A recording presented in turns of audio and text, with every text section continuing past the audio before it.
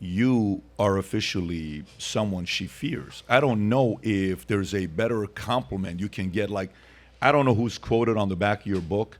Well, one of the quotes needs to be Hillary Clinton because it should be a way, like a badge of honor. And the reason why I say this, I was on a Twitter Spaces a couple months ago, and there was a lot of people talking about different VP and who would be good and who would be this and who would be that. I'm not in the political world, but we get a lot of weird phone calls of people wanting to ask us for counsel. What do you think about this? What do you think about that? We're just regular people that are running businesses, but every once in a while, weird people call us. And I always bring up your name because there's something that is fearless about you. I love when someone knows how to rattle other people on the other side. And in boxing, we just had a very big fight, which was who? Ryan Garcia against Devin Haney. I don't know if you watch it or not. Ryan fooled the world, right? He literally trolled the world, and he said it. I trolled you guys, and I won, right? I'd love a rematch to see what he's going to do with, Tank Davis, maybe not at 134 pounds or 136 pounds that he can only gain 10 pounds, maybe at 145, and he can gain whatever the weight. I'd love to see what that rematch fight looks like. Oh, I would love to see you and Kamala on stage. Oh. Can you imagine that visual, right? There you go. If Tulsi's chosen as the VP, I just want to, if they sold that pay-per-view, my gosh, we would sell millions of pay-per-view. There's a fundraising idea for Donald Trump's campaign. Of course there is. That would be an easy one, right? So no, I just think about, so maybe let me ask a question a different way from you. If Donald Trump is watching this and somebody asks a very simple question, how should he assess who to choose as a VP this time around that's different than 2020? Because 2016. Because 2016, Pence was kind of strategic where he was going, a state that could have helped him out. Indiana, evangelical, Christian, yes. Kind of calm. Doing his own thing, Kind of a middle America psyche, too. Yeah. And Trump kind of needed that because he was a little bit edgy. So everybody's like, okay, that guy's going to be in his ear. At least somebody has got a little bit of calm temperament that's going to be okay.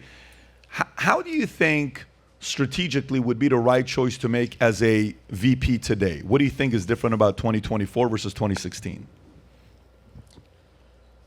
Well, first of all, I think it's important, and I get concerned every time I meet people as I travel who say, Trump's going to win this election. It's in the bag. It's a done deal. I've been through enough elections and I've seen enough elections where it is not done until that last vote is cast. And it concerns me when I hear this from people because it allows for a sense of complacency. We saw this in 2022.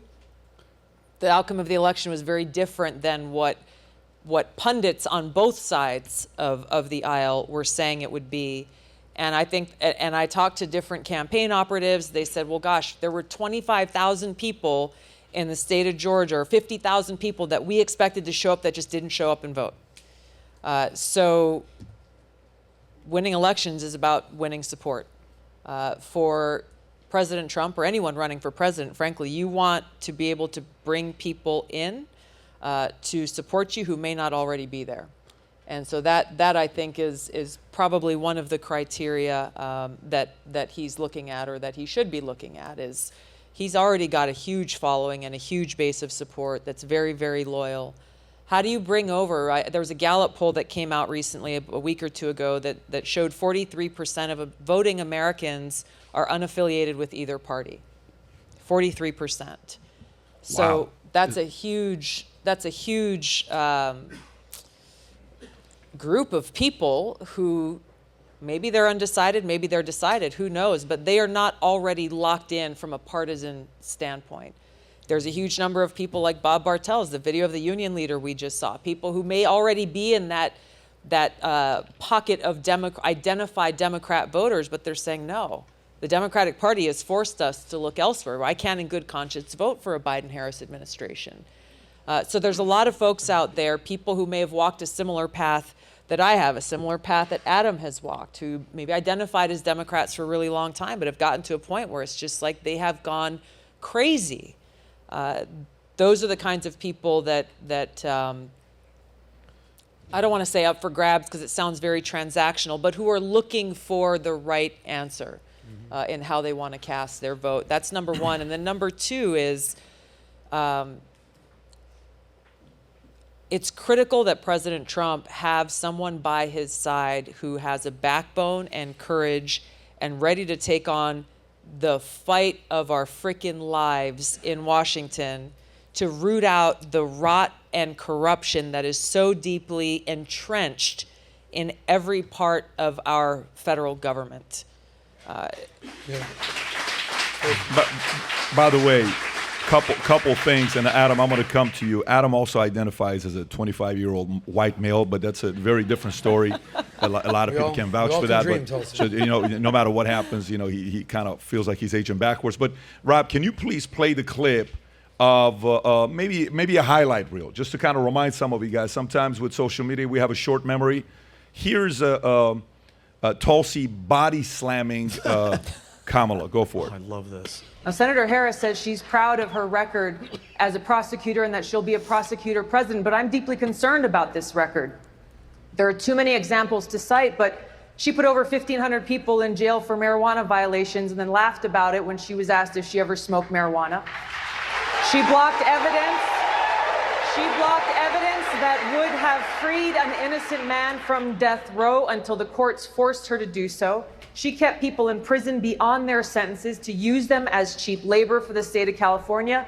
And she fought to keep cash bail system in place that impacts poor people in the worst kind of way. Thank you, Congresswoman. Oh, I It's love just a that. beautiful moment. It's like highlight. Da-na-na, da-na-na. Tonight, Tulsi Gabbard body slam Kamala Harris in the debate stage. Go ahead, Adam. Well, right there with you, Tulsi. I firmly believe there's a lot of independents or even Democrats who in 2016 or in 2020, there was a 0% chance they were going to vote for Donald Trump. And now he is fully in play for their vote. And that's not just me. I think there's millions of Americans right there, especially in swing states, in Michigan, in Wisconsin, in Pennsylvania, in Georgia, for sure. We were talking about the qualifications of what it would take to be a VP. Yeah. So fully on board with your bravery, with your courage, speaking truth to power. When I think of Trump, the one thing you need to have to bring to the table for Trump, you said it, is loyalty. Yeah. So there's millions of people that are loyal to Trump. Your loyalty, obviously, I'm not questioning your loyalty, but if you just look at the evidence, you're not loyal to the Democratic Party. You've left them. They weren't loyal to you. You're also fully on board with being critical of Trump. It's not a secret. Pat talked about it. What's going to happen if you are in the Oval Office and he says something you don't agree with? I mean, we saw what happened to Mike Pence. This guy was his lapdog for 3 years and 364 days. Now he's dead to him. You've got a backbone. You've got courage. What's going to happen? You're like, yeah, Trump, I don't agree with you on this. What would happen to your loyalty then? Here's what I Why think are you is starting a fight already? Like, what's the matter? Jeez, I thought you guys were have a nice but I'm sorry. Go ahead. here's that unfair? here's what's important, and here's where so much of the caricature and the narrative that those who hate Trump put out. We were talking a little bit backstage there about what's going on with the Supreme Court and this whole immunity challenge and everything else. One of the Democrats' favorite lines is, we have to save democracy by stopping Trump, because if he is allowed to be reelected, it'll be the last election the country ever sees, and he will become the dictator in chief, and so on and so forth. Yeah. And so, yes, loyalty is important. I make no bones about the fact that my loyalty will never be to a single party. It will always be to our country first. I don't question Donald Trump's loyalty to our country, and here's why. If it doesn't matter how many people say, well, he's only in it for himself and this and that. The guy has been, 92 or 97 felony charges now. He's being held up in a court of law. He is his bank account is being cleaned out by all of these various charges and rulings that are coming through. The guy is losing money. He is being attacked relentlessly. He has the Department of Justice being weaponized against him. You look at all these things that he's going through. One of the court cases he has now was only picked up again after he announced he was running. Previously, they had looked at the charges and said, yeah, there's nothing here. We're not going to pursue this. why would a guy like him put himself through that if not motivated by a desire to serve our country and to save our country from the Biden-Harris administration, the Democrat elite, who are actually destroying it? They are actually taking away our freedom. They are actually going after our kids. They are taking parents' rights away from them. They are making our country less secure through open borders. We can go down the laundry list of very, very serious challenges. These aren't Democrat or Republican problems. There are problems that affect every one of us. So, you know, if I were in a position, if Donald Trump said, hey, here's what I think we should do, what do you think? And if I did not feel it was the right thing for the country, I would absolutely tell him so and respect the office that he holds. But I'm not chasing any titles. I'm not chasing any jobs. I'm chasing the opportunity to be in the most impactful position to save our country, because there is nothing short of our future and our freedom that is at stake in this election. For everyone out there that's watching, Tulsi is officially on Connect. Rob, if you can show her Connect, the first 50 people that connect with Tulsi, we will send you a copy of the book as well signed. We bought copies to get it out there because we are so confident in her message being out there. We feel more people need to hear from her. So the first 50 that connect with Tulsi, ask her whatever questions you got, and those 50 names we'll get. We're going to send you a copy. Just make sure you're in America. If you're anywhere else outside of America, we're not shipping to you. If you're not in America, don't do the connect. Only in America, we'll ship the copy to your first 50 states. Thank you for that. So if you like this clip and you want to watch another one, click right here. And if you want to watch the entire podcast, click right here.